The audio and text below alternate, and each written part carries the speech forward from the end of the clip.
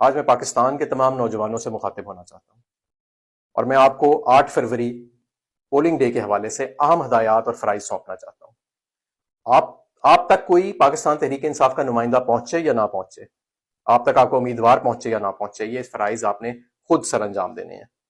سب سے پہلے تو یہ کہ اپنے تمام دوستوں کی علاقے میں ٹیموں کو 2 حصوں میں تقسیم کریں۔ ایک وہ حصہ جو اس دن ووٹر کو باہر نکالے گا اور پاکستان تحریک انصاف کے نامزد امیدوار کے انتخابی نشان کے حوالے سے آگاہی دے گا، اور دوسرا وہ جو پولنگ کیمپ پر بیٹھے گا۔ جو پولنگ کیمپ پر بیٹھے گا، سب سے پہلے تو صبح جیسے ہی پولنگ سٹارٹ ہوگی تو اس نے انشور کرنا ہے کہ تمام پولنگ ایجنٹس جتنے بھی بوتھ ہیں، جس بلڈنگ کے باہر وہ کیمپ لگا ہوا ہے اس کے اندر مختلف بوتھ ہوں گے، کسی میں 10 ہوں گے، کسی میں 20 ہوں گے، ہر ایک کے اندر پولنگ ایجنٹ جو ہے وہ موجود ہونا چاہیے۔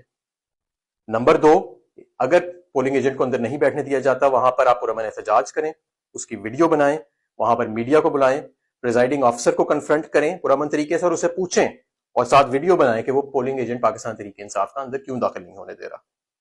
نمبر 3، پولنگ کے دوران اگر آپ کو کسی جگہ کوئی بے ضابطگی یا بدماشی نظر آتی ہے تو اس کی بھی آپ نے ویڈیو بنانی ہے۔ نمبر 4، جب پولنگ ختم ہو جائے گی تو آپ کا پولنگ ایجنٹ فارم 45 باہر لے کے نکلے گا۔ وہ بہت ضروری ہے، پولنگ ایجنٹ اس کے بغیر باہر نہ نکلے۔ وہ لینا ہر امیدوار کا حق ہے، ہر پولنگ ایجنٹ کا حق ہے۔ اس پر دستخط ہونی چاہیے پریزائڈنگ آفیسر کی۔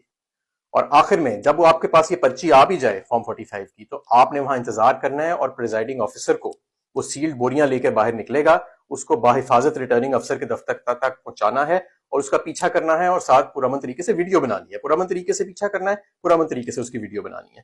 لیکن یہ سارے فرائض آپ نے سر انجام دینے ہیں، اور انشاءاللہ تعالیٰ ایک بہت بڑا ٹرن آؤٹ نکلنے والا ہے اور پاکستان بدلنے والا ہے۔ بہت شکریہ۔